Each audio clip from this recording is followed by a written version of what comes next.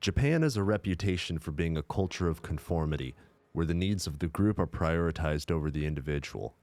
And this is true to an extent. As a foreign resident, I have experiences with Japanese collectivism firsthand. Through my adult life, I've had many people say a certain phrase to me when it comes to my interest in Japan. Some people say this to me as a warning. Some say it to me to downright discourage me from pursuing my interest in Japan. And other people straight up use it to disparage the Japanese. This proverb is "Derukui wa utareru," or "the nail that sticks out gets hammered down." I'm sure you've heard this before. Today I'd like to talk about this proverb, what exactly it means, why it sounds so harsh, and why it's actually not as bad as you would think.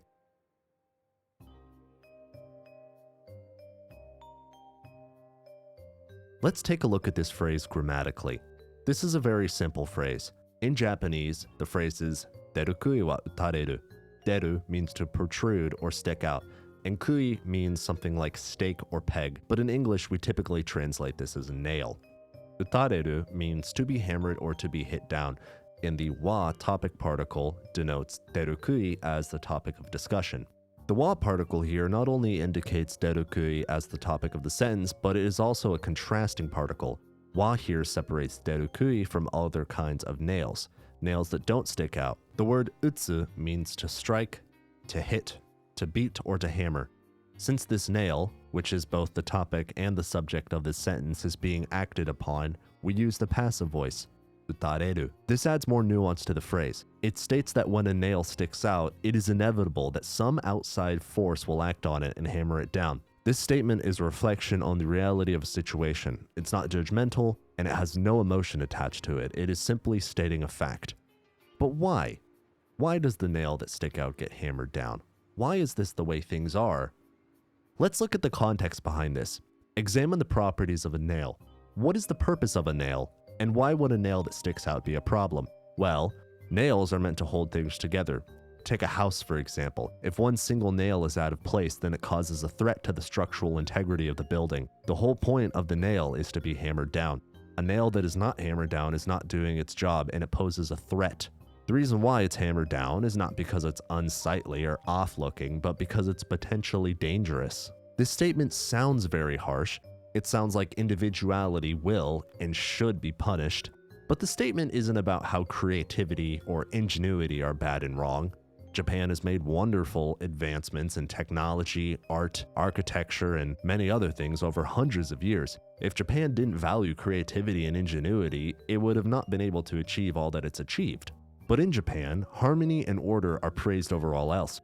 Japanese society is like a giant clock. Each cog and gear, no matter how small, has its place and works towards the greater function of the machine. If one cog is out of place, the machine ceases to work. One single cog deviating from the norm causes trouble for the rest. That is fundamentally what this phrase means. It means that if you step out of line, you not only will be put back in line, but it will cause problems for everybody else. Now, what does this look like? What does stepping out of line and being hammered down look like practically? For that, I would like to tell you a story.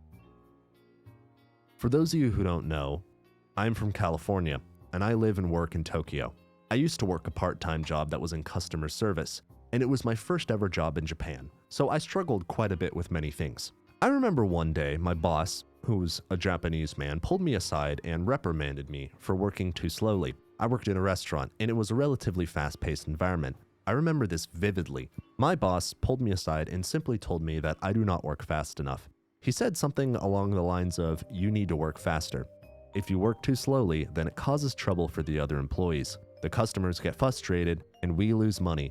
He said this all in Japanese, mind you. And when he said this to me, he didn't seem angry or disappointed or frustrated with me. He just sort of told me the facts and the reality of the situation. And when he finished speaking to me about this, I felt crushed.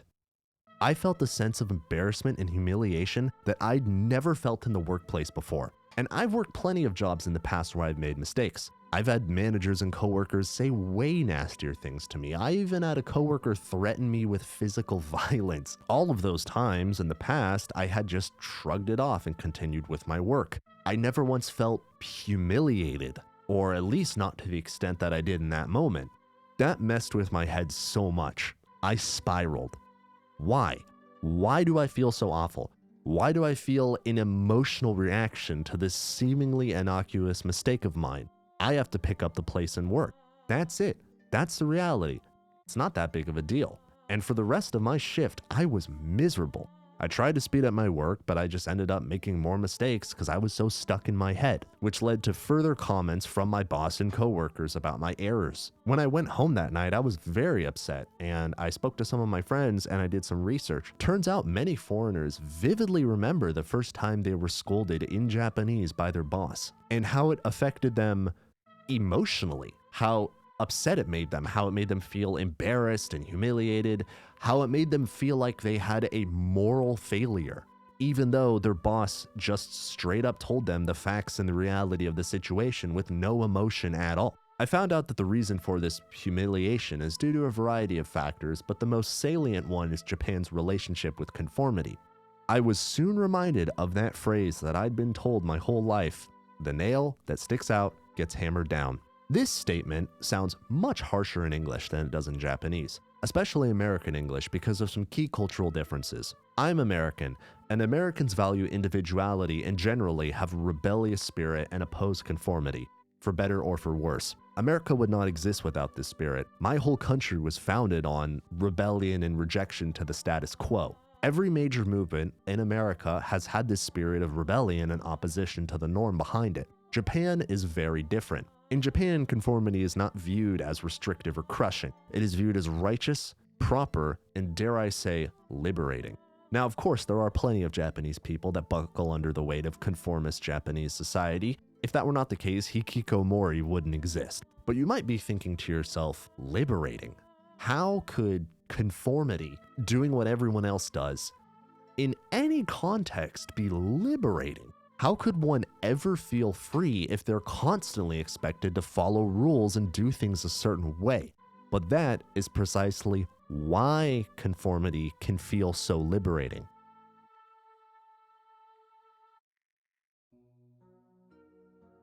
If the machine you are a cog in aligns with what is morally correct and what is important to you, doing what you're supposed to feels great.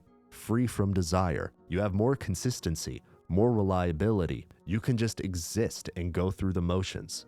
It liberates you from the necessity to make your own decisions. And if you enjoy what you do and you value this, it can be very fulfilling. There are certain aspects of Japanese society that I think are very important to maintain. An example of something that I think is good to conform to is Japan's standard of cleanliness. Japan has a very high standard of cleanliness, and if you do not upkeep it, people will look down on you, and I'm fine with that. In Japan, things like littering are viewed as very shameful, and I agree with this. People should respect their spaces. People should keep things clean if they can.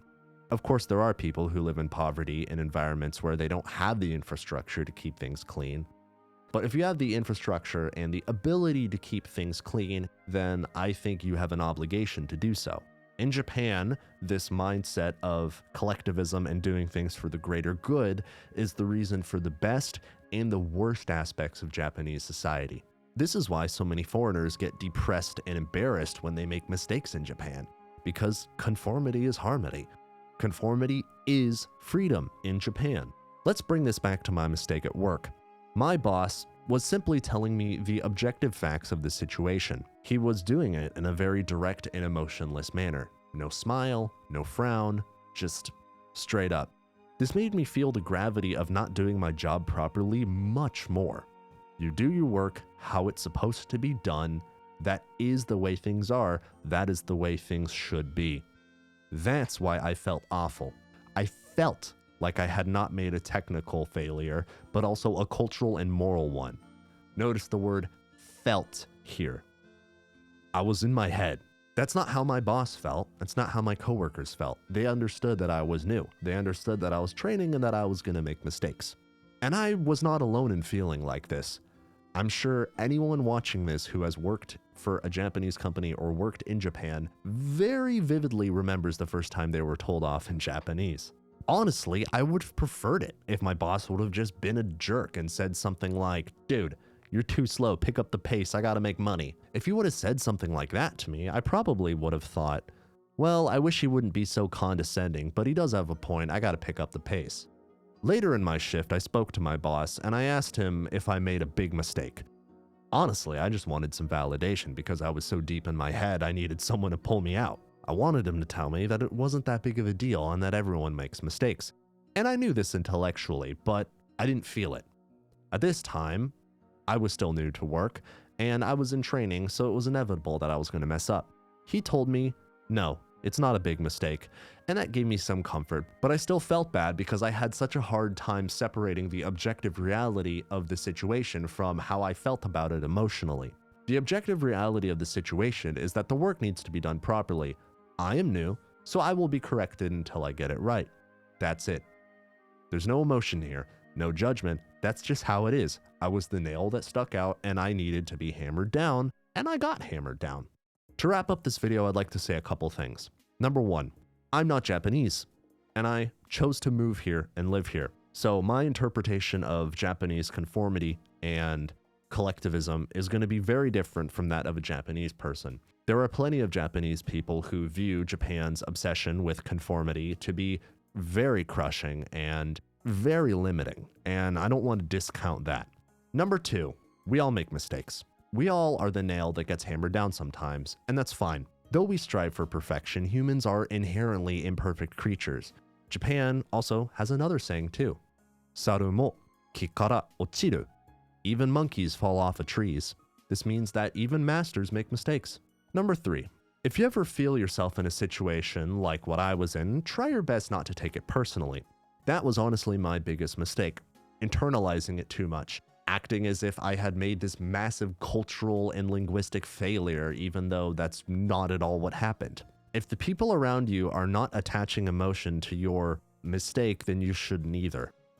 But anyways, that's about it for this video. Big thanks to my patrons who support me monetarily.